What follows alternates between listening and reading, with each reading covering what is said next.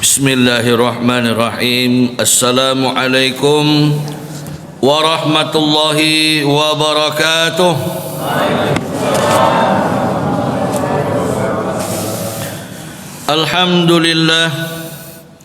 Alhamdulillahi rabbil alamin. Wassalatu wassalamu ala asyrafil anbiya'i wal mursalin wa ala alihi wa sahbihi ajma'in, amma ba'du. Pertama-tama, tidak bosan-bosannya kita bersyukur kepada Allah Subhanahu wa ta'ala atas berbagai macam nikmat yang Allah Subhanahu wa ta'ala berikan kepada kita, baik itu nikmat yang nampak maupun yang tidak nampak. Semua adalah anugerah ilahi yang mesti kita syukuri. Salawat dan salam mudah-mudahan Allah Subhanahu wa ta'ala sampaikan kepada baginda Nabi Muhammad sallallahu alaihi wasallam dengan ucapan Allahumma salli ala sayyidina Muhammad wa ala ali sayyidina Muhammad. Mudah-mudahan dengan kita bersalawat ke atas baginda Nabi Muhammad sallallahu alaihi wasallam, kita akan mendapatkan syafaat baginda Nabi Muhammad sallallahu alaihi wasallam di yaumul qiyamah. Amin ya rabbal alamin. Pada kesempatan kali ini kita akan membahas satu ayat daripada Al-Quran, surat Al-Kahfi, ayat yang ke-10. Ayat yang ke-10 ini Allah Subhanahu wa ta'ala abadikan doa Ashabul Kahfi ketika masuk ke dalam gua. Dan mudah-mudahan kita bisa mengamalkan doa ini, dihafal kemudian kita amalkan doanya. Bismillahirrahmanirrahim. Idh awal fityatu ilal kahfi faqalu rabbana atina min ladunka rahmah wa hayyi' lana min amrina rasyada. Idh awal fityatu, ingatlah tatkala para pemuda itu mencari tempat berlindung, ilal kahfi, masuk ke dalam gua, faqalu, lalu mereka berdoa, rabbana, wahai Tuhan kami, atina, berikan kepada kami, min ladunka, dari sisimu, rahmatan, yaitu rahmat, kasih sayang, wa hayyi' lana, dan berikan pula kepada kami, perbaikilah kami, min amrina rasyada, daripada urusan kami ini bimbingan atau hidayah. Bapak Ibu hadirin yang dirahmati oleh Allah Subhanahu wa ta'ala, di ayat ini Allah Subhanahu wa ta'ala mengabadikan bahwa pemuda-pemuda Ashabul Kahfi, mereka ini mengkhawatirkan iman mereka, mengkhawatirkan agama mereka. Kenapa mereka masuk menyelamatkan diri, menyelamatkan iman, menyelamatkan Islam mereka, masuk ke dalam gua? Bagaimana kisahnya? Maka dikisahkan oleh salah seorang ulama tabi'in yang bernama Muhammad ibnu Ishaq. Muhammad ibnu Ishaq ini, Bapak Ibu hadirin, ya, beliau ini lahir pada tahun 85 Hijriah atau bertepatan dengan 704 Masehi, meninggal pada tahun 151 Hijriah atau meninggal pada tahun 768 Masehi. Dan beliau ini adalah ulama yang pertama kali yang menyusun atau membuat kitab Sirah Nabawiyah, ya, perjalanan baginda Nabi Muhammad sallallahu alaihi wasallam. Nah, beliau inilah dalam tafsir Hasyiatus Sawi, dalam tafsir Hasyiatus Sawi ini beliau menceritakan bagaimana kronologi Ashabul Kahfi ini masuk ke dalam gua. Ceritanya sangat ajib dan perlu kita pelajari, kita dengar, mudah-mudahan menjadi pelajaran ilmu, ya, bahkan ikutan bagi kita semua. Bapak Ibu hadirin yang dirahmati oleh Allah Subhanahu wa ta'ala, disampaikan oleh Muhammad ibnu Ishaq dalam Hasyiatus Sawi juz 2 halaman 357. Nah, beliau mengatakan lamma tagha ahlul Injil, ketika orang-orang yang dianugerahi kitab Injil itu melampaui batas. Mohon maaf Bapak Ibu, orang-orang yang dianugerahi kitab Injil itu bukan berarti orang-orang ini non-muslim. Justru orang-orang ini adalah orang-orang Islam, ya. Dan Islam itu bukan hanya dibawa oleh Nabi Muhammad sallallahu alaihi wasallam saja, tapi Islam itu sejak awal-awal Nabi Adam sudah ada agama Islam. Contohnya saja Nabi Adam itu 40 kali hajinya. Nah, saya mau tanya, apakah ada dalam agama lain, di agama lain yang menunaikan ibadah haji? Tidak ada. Nabi Adam itu 40 kali hajinya. Bahkan salat subuh yang kita kerjakan ini, salat subuh 2 rakaat ini adalah salat yang Allah wajibkan kepada Nabi Adam. Salat subuh 2 rakaat Allah wajibkan kepada Nabi Adam. Salat zuhur 4 rakaat Allah wajibkan kepada Nabi Daud. Salat asar 4 rakaat Allah Subhanahu wa taala wajibkan kepada Nabi Sulaiman. Salat maghrib 3 rakaat Allah Subhanahu wa taala wajibkan kepada Nabi Yakub. Salat isya 4 rakaat Allah Subhanahu wa taala wajibkan kepada Nabi Yunus alaihi salatu wassalam. Bapak Ibu hadirin, maka untuk memuliakan Nabi dan umat Nabi Muhammad, Allah gabungkan semuanya. Allah ambil 2 rakaat yang pernah Allah wajibkan kepada Nabi Adam, solat subuhnya Allah kumpulkan di situ, juga ada solat 4 rakaat zuhurnya, solat yang Allah pernah wajibkan kepada Nabi Daud, juga begitu Allah pernah wajibkan kepada Nabi Sulaiman, dijadikan satu. Subuh, zuhur, asar, maghrib, isya belum pernah terjadi, hanya terjadi di zaman Nabi Muhammad sallallahu alaihi wasallam, diberikan kepada Nabi Muhammad dan umatnya untuk memuliakan Nabi Muhammad dan umat baginda Nabi Muhammad sallallahu alaihi wasallam.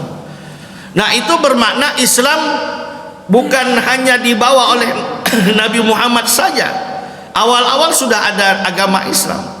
Bahkan dalam Al-Quran Allah Subhanahu wa taala berfirman, "Inna dina indallahil Islam." Sesungguhnya agama yang ada di sisi Allah hanyalah agama Islam. Hanyalah agama Islam.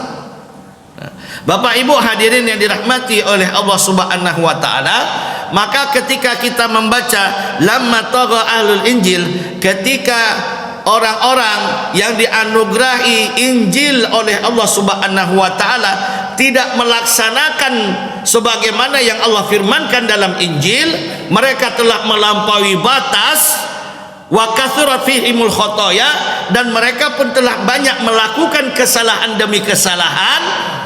Nah, ketika mereka tidak mengamalkan agama mereka, banyak maksiat dan sebagainya, melakukan kesalahan-kesalahan, hatta abadul asnam wa dzabahu laha, hingga mereka terjatuh dalam penyembahan-penyembahan berhala. Jadi berhala-berhala ini kan awalnya bukan dibuat-buat begitu saja. Sebenarnya berhala-berhala, batu-batu yang diukir menjadi seperti bentuk manusia dan lain sebagainya itu, awal-awalnya adalah untuk mengenang orang-orang soleh. Awal-awalnya untuk mengenang orang-orang soleh, pada akhirnya diselewengkan oleh setan, sehingga terjadilah penyembahan terhadap batu. Ini pentingnya dakwah, pentingnya ada orang yang selalu mengingatkan, ya. Bapak Ibu hadirin yang dirahmati oleh Allah Subhanahu wa taala, ketika mereka melampaui batas, tidak lagi menjalankan agama sebagaimana mestinya, banyak terjadi kesalahan-kesalahan, dosa-dosa, hingga mereka pun terjatuh dalam penyembahan berhala.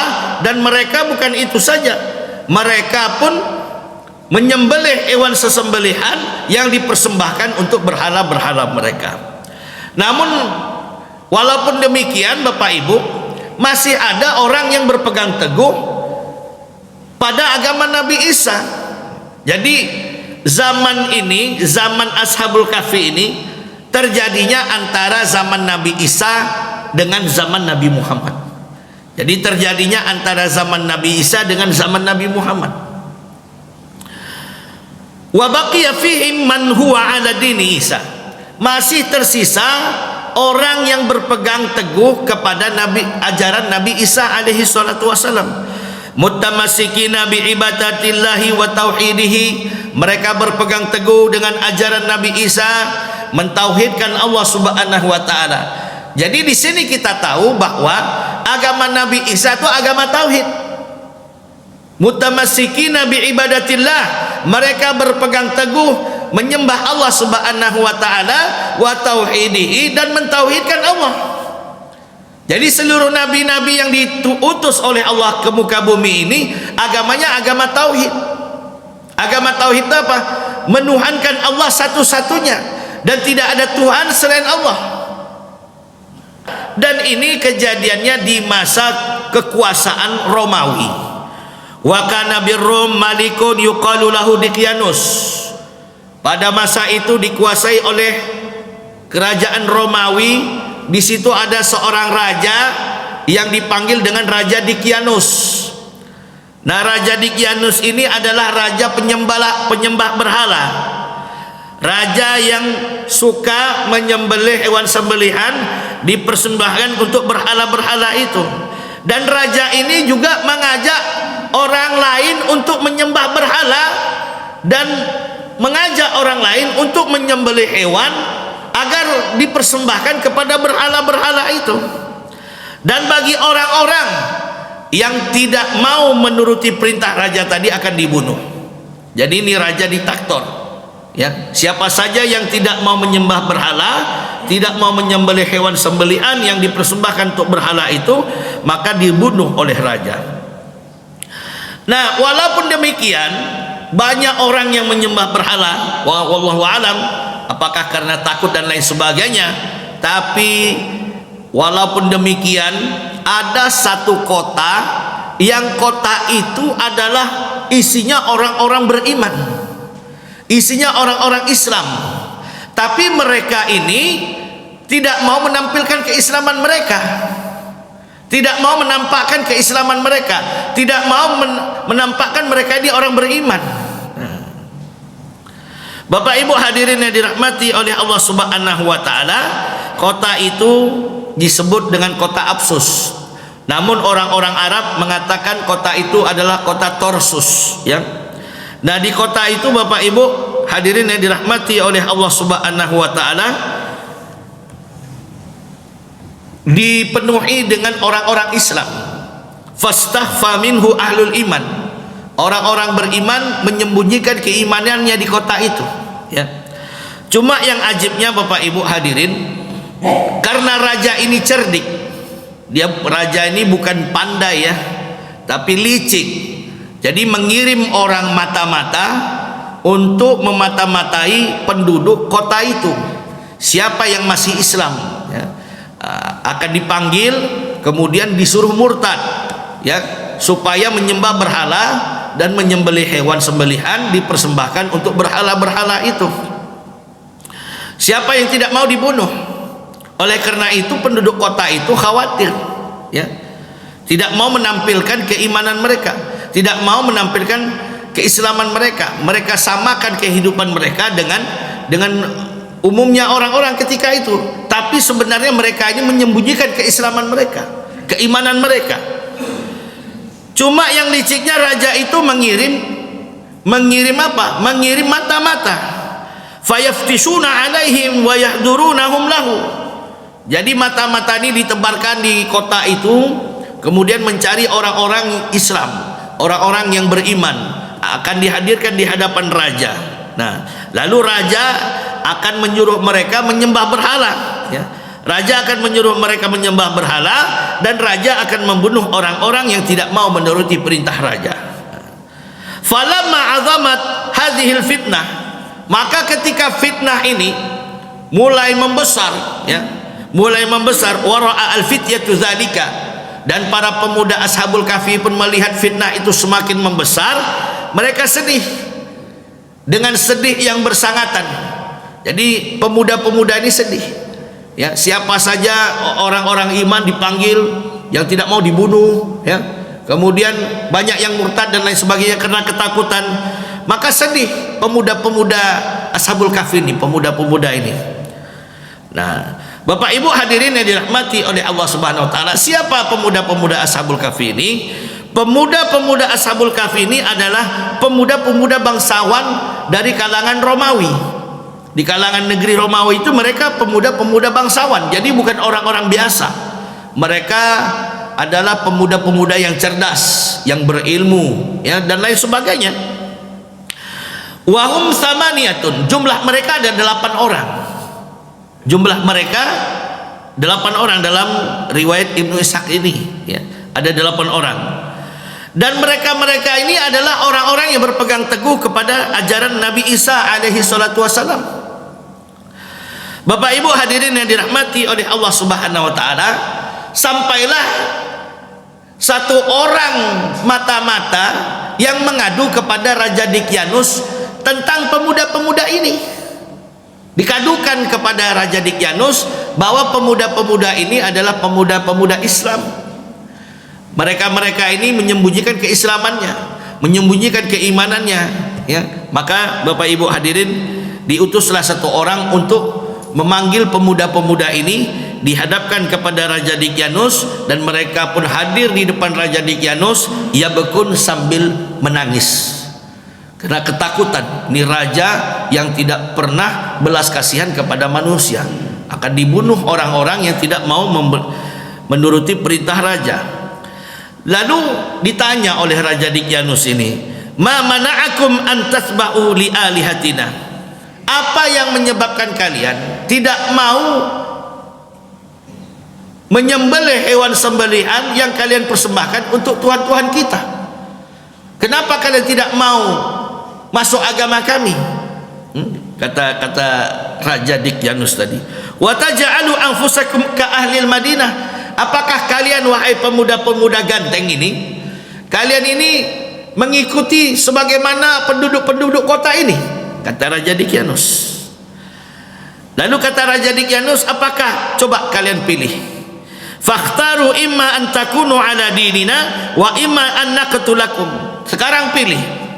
Kalian tinggalkan agama kalian, murtad dari agama kalian, masuk ke agama kami, atau kalau tidak mau, kalian akan kami bunuh.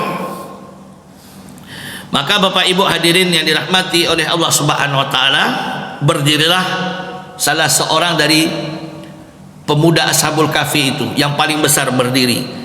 Nah, yang salah seorang itulah yang menjadi mutakalimnya, yang berbicara di depan Raja Dikyanus. Apa kata Raja Dikyanus? Inna lana ilahan azamathu mil'us samawati wal ard, sesungguhnya kami sudah memiliki Tuhan, yang Tuhan kami itu lebih besar daripada langit dan bumi. La nad'uwa min dunihi ilahan abada, kami tidak akan menyembah selain daripada Dia selama-lamanya. Asna'u ma badalaka, terserah kamu, apa yang kamu mau perbuat, buatlah, kata salah seorang di antara pemuda-pemuda tadi. Maka teman-temannya berkata yang sama, semuanya berkata yang sama. Artinya mereka siap mati. Mereka siap mati, walaupun mereka ketakutan, mereka siap mati dalam keadaan iman. Maka Bapak Ibu hadirin yang dirahmati oleh Allah Subhanahu wa taala, mulailah raja tadi memerintahkan. Apa yang diperintahkan raja tadi? Fa amara al-maliku binaz'i libasihim. Maka raja tadi memerintahkan untuk menanggalkan baju yang dipakai oleh pemuda-pemuda tadi. Jadi pemuda-pemuda Ashabul Kahfi ini, pakaian-pakaian mereka ini pakaian-pakaian bangsawan. Maka diperintahkan supaya ditanggalkan baju-baju itu. Wal hilyatu allati kanat alaihim, begitu juga perhiasan-perhiasan yang melekat di tubuh Ashabul Kahfi disuruh copot semua. Jadi disuruh copot baju kebangsaannya, kemudian disuruh copot juga perhiasan-perhiasannya. Karena Ashabul Kahfi ini adalah pemuda-pemuda bangsawan di negeri Romawi, tapi mereka beriman kepada Allah dan Nabi Isa alaihi salatu wassalam. Lalu Bapak Ibu hadirin, pemuda-pemuda ini pemuda-pemuda yang ganteng, seluruhnya ganteng. perawakannya molek, ganteng, sifatnya bagus dan lain sebagainya. Maka apa kata Raja Dikyanus? Sa'ada faraghalakum wa aqabakum. Sekarang ini aku akan lepaskan kalian, tapi suatu saat aku akan siksa kalian. Wa ma yamna'ni min fi'li dzalika bikum. Tidaklah ada yang menghalangi aku untuk berbuat itu kepada kamu sekalian. Artinya tidaklah ada yang menghalangi aku untuk membunuh kalian semuanya, illa anni arakum syababan, kecuali aku melihat kalian semua ini masih muda dan aku tidak mau membunuh orang-orang muda, kata Raja Dikyanus. Maka Bapak Ibu hadirin, Raja Dikyanus memberikan jeda waktu, tempo.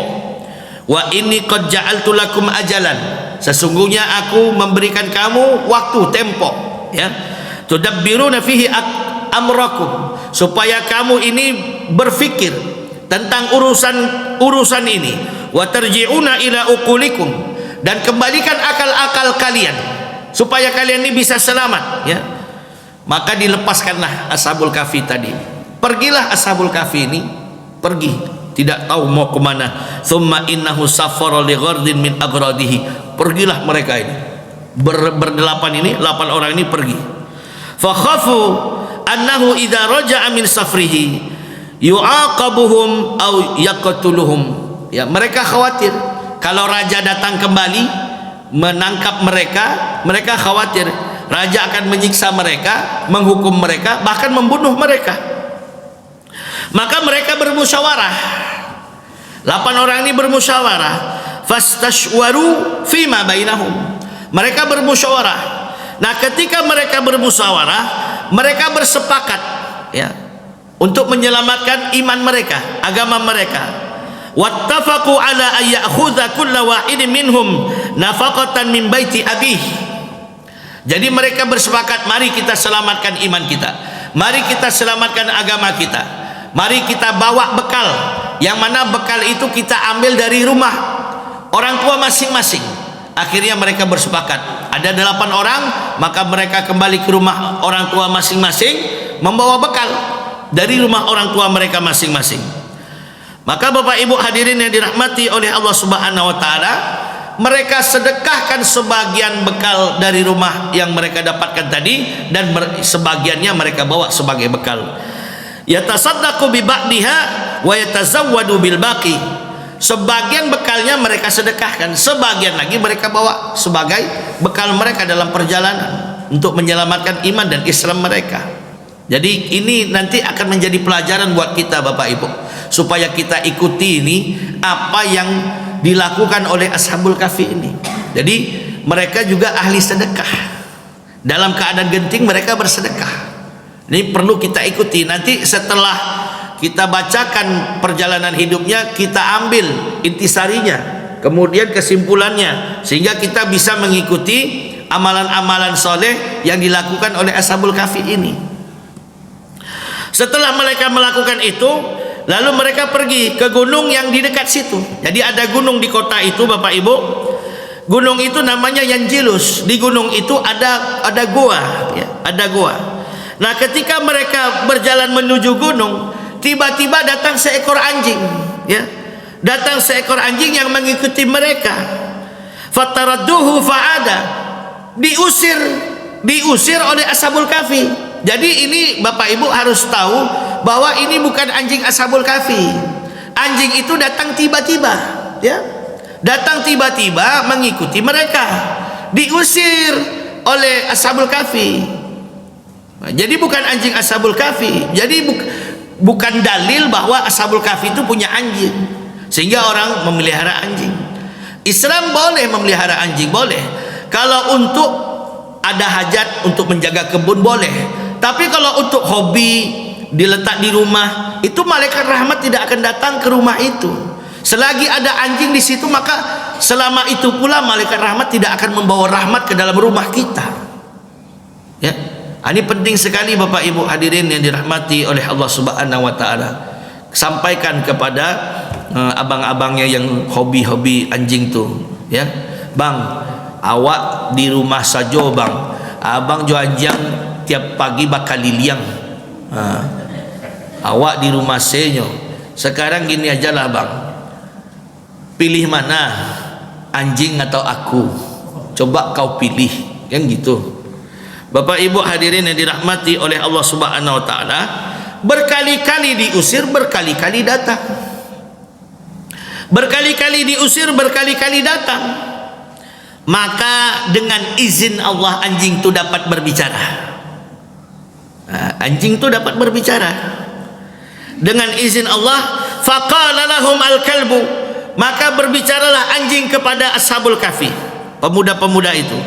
Ana uhibbu ahbaballahi azza wa jalla, wahai para pemuda, aku ini cinta kepada orang yang cinta kepada Allah. Anjing cinta kepada orang yang cinta kepada Allah. Ini maka kata anjing itu, kalian istirahatlah dalam gua, aku akan menjaga kalian di depan pintu gua. Jadi anjing itu tak masuk dalam gua. Anjing itu tak masuk, dia hanya menjaga di depan pintu gua. Apa kata anjing itu? Fanamu, maka tidurlah kalian di dalam itu. Wa ana aharisukum, aku yang akan menjaga kalian di depan pintu gua ini. Fattiba'uhum, lalu ashabul kahfi pun mengizinkan anjing itu mengikuti mereka. Maka ashabul kahfi masuk ke dalam gua, duduk di dalam gua. Laisa lahum amalun illa salatu wasiyamu wa tasbih wa tahmid. Tidak ada amal-amal yang dikerjakan ashabul kahfi kecuali salat, puasa, bertasbih dan bertahmid. Nah ini saya mau tanya, ada nggak orang agama lain yang salat? Nggak ada, nggak ada, kecuali Islam. Berarti Islam dia ini laisa amalun ya illa salah, laisa lahum amalun illa salah wasiyam wa tasbih wa tahmid. Mereka tidak mengerjakan amal apapun kecuali yang mereka kerjakan adalah salat, berpuasa, kemudian bertasbih dan bertahmid. Tasbih itu apa? Subhanallah, subhanallah, subhanallah, subhanallah. Tahmid itu apa? Alhamdulillah, alhamdulillah, alhamdulillah. Itu yang mereka kerjakan di dalam gua itu. Jadi ashabul kahfi itu dalam gua tuh salat, kemudian puasa ya, puasa, salat, setelah itu bertasbih, subhanallah, subhanallah, alhamdulillah, alhamdulillah. Tidak ada orang yang di luar Islam kecuali orang Islam yang mengamalkan itu. Bapak ibu hadirin yang dirahmati oleh Allah Subhanahu wa taala. Kemudian mereka kumpulkan bekal mereka itu, mereka gabungkan, kemudian mereka angkat satu orang penanggung jawab untuk mentasarufkan bekal mereka, namanya tamliha ya, namanya tamliha. Nah tamliha inilah yang pergi ke kota untuk membeli makanan buat mereka secara diam-diam ya, secara diam-diam. Dan tamliha ini juga mencari tahu kabar ya yang berkenaan dengan mereka di kota, dan mereka tinggal di dalam gua itu menurut apa yang Allah Subhanahu wa taala kehendaki. Kemudian tiba-tiba datanglah Raja Daqyanus ke kota itu. Nah, ketika datang, wa kana tamliha yauma idzin bil Madinah yashtari lahum ta'aman. Ketika datang Raja Daqyanus itu, nah tamliha pun ada di kota itu, sedang membeli makanan untuk teman-temannya. Lalu pulanglah tamliha ini memberitahu teman-temannya bahwa raja telah pulang dari safarnya dan sedang mencari-cari mereka. Ketakutan ini, ashabul kahfi ini ketakutan Bapak Ibu, ketakutan. Mereka mulailah mencari pertolongan kepada Allah dengan berzikir. Jadi dengan zikir itu bisa mendatangkan pertolongan Allah. Dengan berzikir itu bisa mendatangkan pertolongan Allah Subhanahu wa taala. Maka Bapak Ibu hadirin yang dirahmati oleh Allah Subhanahu wa taala, mereka pun bertawajuh kepada Allah, berdoa kepada Allah Subhanahu wa taala supaya terhindar daripada kejahatan-kejahatan Raja Daqyanus. Dan ketika itu matahari mau tenggelam, wa dzalika 'inda ghurubi syamsi. Ketika itu matahari mulai tenggelam, ya. Faqala lahum tamliha, maka tamliha berkata kepada teman-temannya, ya ikhwata, wahai saudara-saudaraku, kulu, makanlah kalian semuanya, wa tawakkalu ala rabbikum, dan serahkan urusan kita ini semuanya kepada Tuhan kita, kepada Tuhan kalian semuanya. Urus bertawakallah kepada Allah Subhanahu wa taala. Maka mereka pun makan. Ketika mereka makan, duduk, kemudian berbincang-bincang sambil memberikan nasihat-nasihat. Fa bainamahum kadzalik, ketika mereka dalam keadaan demikian, iz alqallahu alaihim naum fil kahfi, Allah tidurkan mereka di dalam gua. Ini dia. Jadi ketika mereka itu setelah berbuka puasa, mereka mendengar bahwa raja itu mencari mereka, mereka ketakutan, mereka bertawajuh kepada Allah, berdoa kepada Allah, kemudian mereka pun saling berbincang-bincang bagaimana caranya ini, ya, saling memberikan nasihat dan lain sebagainya. Nah, ketika dalam keadaan itu mereka dijatuhkan rasa kantuk oleh Allah Subhanahu wa taala, artinya ditidurkan oleh Allah di dalam gua. Jadi tidur mereka di dalam gua, bahkan anjingnya pun ditidurkan oleh Allah Subhanahu wa taala di dalam gua. Wa alqahu aidan ala kalbihim, Allah tidurkan anjingnya juga. Bapak Ibu hadirin yang dirahmati oleh Allah Subhanahu wa taala, tidur anjingnya di depan gua. Tidur, jadi anjing tuh menghamparkan kedua tangannya begini. Nah, dia tidurnya semacam itu. Wa huwa basitu zira'aihi ala babil kahfi. Jadi tidurnya begini di depan pintu gua. Faftishu alaihim al-maliku fadulla alaihim. Maka raja itu mencari-cari di mana pemuda-pemuda ini, ditunjukkan, dan jumpalah raja dengan pemuda-pemuda Ashabul Kahfi itu di dalam gua. Cuma yang menjadi kebingungan oleh Raja Daqyanus ini, orang tidur kalau dibangunkan bangun. Ini tidur tidak bangun-bangun. Dia masih tidur. Jadi jangankan apa, anjing tuh, Bu, anjing. Anjing itu tidur kalau ada suara sendal orang jalan pasti bangun. Anjing pun tidak tidur. Jadi memang betul-betul ditidurkan oleh Allah. Sampai heran, kebingungan, ini Raja Daqyanus mau dibuat apa orang-orang ini? Fatahayyara fi ma yasna'u bihim. Fatahayyara, kebingungan. Fatahayyara, raja itu kebingungan, fi ma yasna'u bihim, apa yang mesti diperbuat kepada mereka ini. Maka Bapak Ibu hadirin, Allah yang mengilhamkan kepada Raja Daqyanus itu. Jadi yang membolak-balikkan hati itu Allah. Begitu juga kepada Fir'aun, tak jadi membunuh Nabi Musa, Allah yang membolak-balikkan hatinya. Begitu juga dengan Raja Daqyanus. Raja Daqyanus ini diilhami oleh Allah.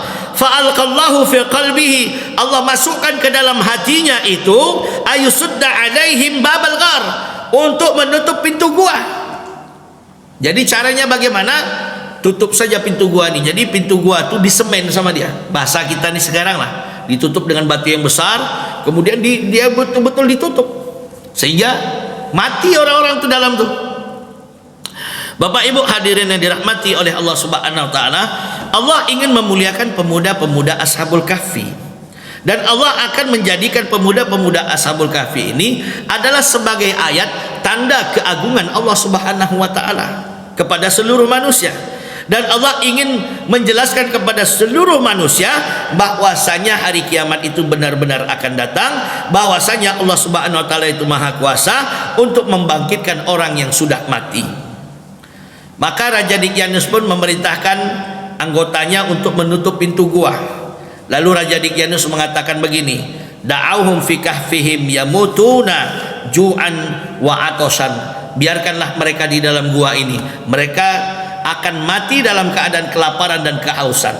Jadi pintu gua itu ditutup, tidak bisa lagi keluar. Bapak Ibu hadirin yang dirahmati oleh Allah Subhanahu wa taala, apa selanjutnya kata Raja Daqyanus? Mereka telah memilih kubur-kubur mereka dalam gua ini, biarkan mereka. Nah, Raja Daqyanus mengira bahwa misalnya mereka ini kalau bangun mereka tahu apa yang diperbuat raja terhadap mereka. Maka setelah ditutup, Raja Daqyanus pun pergi. Allah cabut roh-roh Ashabul Kahfi. Jadi awalnya ditidurkan oleh Allah setelah ditutup pintu gua itu. Waqad tawaffallahu arwahahum wa fatanaumin. Jadi setelah ditidurkan, pergi Raja Daqyanus, maka dicabut ruh-ruh mereka dari jasad-jasadnya. Kemudian ada dua orang laki-laki mukmin. Summa inna rajulaini mu'minaini fi baitil malik Dikyanus yaktimani imanihuma. Ya, ada dua orang laki-laki yang tinggal di rumah Raja Dikyanus. Nah, dua laki-laki ini Islam, beriman kepada Allah Subhanahu wa taala. Nah, dua laki-laki inilah yang menulis kisah Ashabul Kahfi. Jadi yang menulis kisah Ashabul Kahfi itu bukan pemuda-pemuda Ashabul Kahfi. Ya. Adalah dua orang Islam yang tinggal di rumah Raja Dikyanus yang menyembunyikan keislamannya. Nah, dua orang Islam inilah yang menulis kisah Ashabul Kahfi. Ditulislah di situ kronologinya sampai meninggal dunia, kemudian berapa jumlah bilangannya, kemudian nasab-nasab keturunannya, agama Ashabul Kahfi. Ditulis di situ. Di mana ditulis mereka? Mereka menulis di dua lembar, yang mana lembaran itu terbuat dari timah. Terbuat dari timah. Ini rosos, ini timah. Kalau kita bisa bayangkan Bapak Ibu, seng lah, karena seng ini kan juga pabrik ya, pabrik. Kalau dulu timah lah, timah. Jadi diukir, tulisan tuh diukir. Karena kalau tulisan tuh, kalau pena, pensil, dia akan hilang beberapa tahun kemudian, akan hilang dia. Nah, ini kayak diukir. Tulisan tuh kayak diukir. Di lembaran timah ada dua lembar, ya, ada dua lembar timah, kemudian diukirlah di situ kisah Ashabul Kahfi. Nah, setelah ditulis lengkap, ya, baru dimasukkan ke dalam peti. Peti itu terbuat dari tembaga. Jadi dimasukkan ke dalam peti itu kisah Ashabul Kahfi. Kemudian peti itu dimasukkan ke dalam gua. Nah, singkatnya begini, ketika Raja Dikyanus itu meninggalkan Ashabul Kahfi, dah ditutup, dibongkar lagi sama yang dua orang nih, ya, dibongkar lagi, kemudian dibuatkan peti, masing-masing itu dibuatkan peti, ya, dibuatkan peti terbuat dari tembaga. Nah, di dalam peti itu ada kisah Ashabul Kahfi yang dibuat oleh dua orang ini, dua orang Islam ini yang menyembunyikan keislamannya dan tinggal di rumah Raja Dikyanus, ya. Nah, kemudian dimasukkan ke dalam peti itu kisah Ashabul Kahfi ini, kemudian ditutup lagi. Nah, setelah ditutup lagi, dia berdoa, la'allallahu ayyadhhara ala haula'il fityah qauman mu'minina qabla yaumil qiyamah. Semoga Allah Subhanahu wa taala menampakkan pemuda-pemuda ini kepada suatu kaum yang kaum itu beriman, kaum yang beriman sebelum datangnya hari kiamat. Nah, ini doa yang dua yang nulis ini, ya. Bapak Ibu hadirin yang dirahmati oleh Allah Subhanahu wa taala, apa kata yang dua tadi ini? Faya'rifu min hadhil kitabati khabaruhum. Mudah-mudahan orang-orang yang nanti belakangan itu akan mengetahui kisah mereka ini, kisah Ashabul Kahfi ini, dari tulisan-tulisan yang dibuatnya ini. Tsumma mata al-maliku Dikyanus huwa wa qaumuh. Maka matilah Raja Dikyanus, ya, dia dan kaumnya pun meninggal dunia. Kemudian tahun berganti tahun, abad berganti abad, wa taghayyat al-muluk, dan raja pun berganti, sampailah kepada raja yang soleh yang dipanggil dengan Raja Bitrus. Jadi kalau orang itu bilangnya Petrus, kalau orang Arab bilangnya Bitrus. Jadi di masa Raja Petrus nih terjadi perselisihan masyarakatnya, ya. Faminhum al-mu'min bisa'ah wa minhum al-kafir biha. Jadi sebagian ada yang mempunyai keyakinan adanya hari kiamat, dan sebagian mereka mengingkari hari kiamat. Fasyaqqa dzalika alaih. Nah, ini yang menyebabkan pusing Raja Petrus ini pusing. Bagaimana cara menyelesaikannya? Haitsu kana yasma'uhum yaqulun la hayatan illa hayatud dunya. Bahkan masyarakatnya mengatakan la hayatan, tidak ada kehidupan illa hayatad dunya, kecuali kehidupan dunia saja. Jadi manusia-manusia ini tidak dibangkitkan lagi. Yang akan dibangkitkan ruh mereka, bukan jasad mereka, kata orang-orang yang mengingkari hari kiamat dan hari berbangkit. Bapak Ibu hadirin yang dirahmati oleh Allah Subhanahu wa taala, lalu Raja Dikyanus ini berdoa kepada Allah, Rabbi anta ta'lamu ikhtilafa haula'i, ya Allah, engkau mengetahui perselisihan di antara mereka. Faba'ats lahum ayatan, wahai Allah, datangkanlah kepada mereka satu ayat, satu tanda keagunganmu, tubayyinu lahum amra sa'ati wal ba'thi, yang akan menjelaskan kepada mereka tentang hari kiamat dan hari berbangkit. Lalu Allah Subhanahu wa taala ingin menampakkan kepada mereka pemuda-pemuda Ashabul Kahfi, dan akan menjelaskan kepada seluruh manusia tentang Ashabul Kahfi, tentang hari kiamat dan hari berbangkit. Lalu Allah Subhanahu wa taala menjadikan mereka sebagai ayat dan hujah bagi seluruh manusia. Bapak Ibu hadirin yang dirahmati oleh Allah Subhanahu wa taala, supaya manusia itu benar-benar mengetahui ya bahwasanya hari kiamat itu benar-benar datang dan tidak ada keraguan padanya, dan sesungguhnya Allah Subhanahu wa taala adalah sangat-sangat mampu membangkitkan orang yang sudah mati di dalam kuburnya. Nah, mulailah kisah yang berikutnya. Allah ilhamkan kepada seorang laki-laki, yang mana laki-laki ini penduduk kota itu yang tinggal di pinggiran kota. Dia membangun kandang untuk kambing-kambingnya di Gunung Yanjelus, tepatnya di pintu gua yang sudah ditutup itu. Dibangunnya dengan batu-batu besar untuk kandang kambing-kambingnya.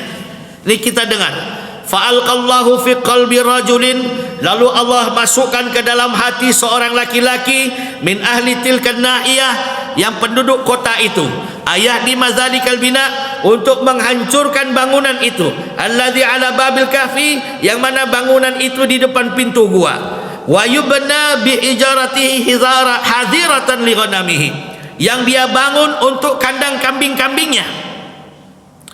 Fahadimahu, lalu dihancurkannya yang pernah dia buat itu untuk kandang-kandang kambingnya, itu dihancurkannya.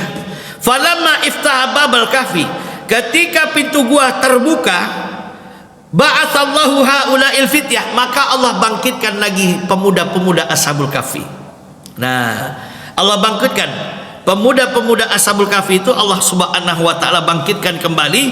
Fajalasu farihina musfaratan wujuhuhum tayyibatan nufusuhum, maka bangkit pemuda-pemuda itu, dilihatnya wajahnya tersenyum rapi ya, kemudian ganteng lagi. Dilihat ada 8 pemuda yang ada dalam gua tersebut, Bapak Ibu. Nah, Bapak Ibu hadirin yang dirahmati oleh Allah Subhanahu wa taala, Allah yang menjaga kegantengan mereka. Wa qad hafizallahu alaihim abdanahum. Allah yang menjaga badan mereka supaya tidak rusak, dan kegantengan mereka, sifat mereka. Falam yataghayyar minha syai'un, dan tidak ada perubahan sedikit pun.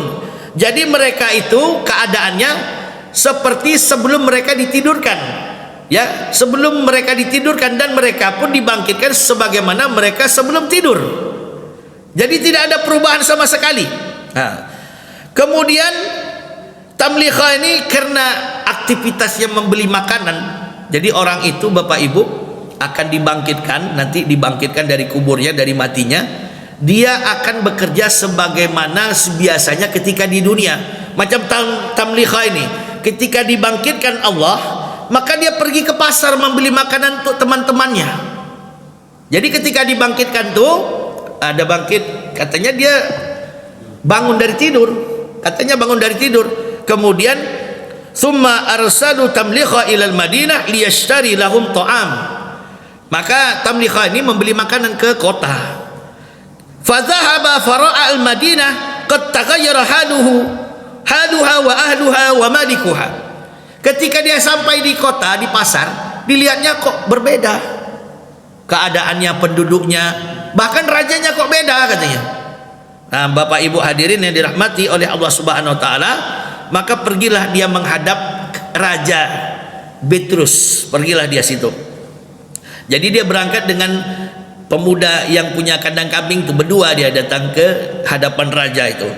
Maka tamliha inilah menceritakan tentang Ashabul Kahfi dan teman-temannya. Maka ketika itu orang yang hadir di dalam istana itu, faqala ba'dul hadirin, ketika orang-orang itu mendengar, maka sebagian mereka mengatakan, ya qaumi, wahai kaumku, la'alla hadhihi ayatun, mudah-mudahan ini adalah ayat min ayatillah, daripada ayat-ayatnya Allah Subhanahu wa taala. Ja'alahallahu lakum ala yadin hadzal fata. Allah Subhanahu wa taala telah menjadikannya untuk kalian atas tangan daripada tangan anak ini, pemuda ini. Maka Bapak Ibu hadirin yang dirahmati oleh Allah Subhanahu wa taala, mereka pun pergi untuk melihat Ashabul Kahfi. Maka pergilah dua bangsawan. Yang pertama namanya Arius, yang kedua namanya Astius. Arius dan Astius ini termasuk daripada bangsawan kerajaan dan bersama penduduk Madinah, baik yang sudah dewasa maupun anak-anak, mereka pergi untuk melihat Ashabul Kahfi, ya. Kemudian orang yang pertama kali masuk ke dalam gua, dua orang ini, ya, Arius dan Astius. Kemudian dua orang ini menemukan peti. Fawajada fi atharil bina'i tabutan min nuhas. Ketika mereka masuk ke dalam gua, mereka menemukan peti.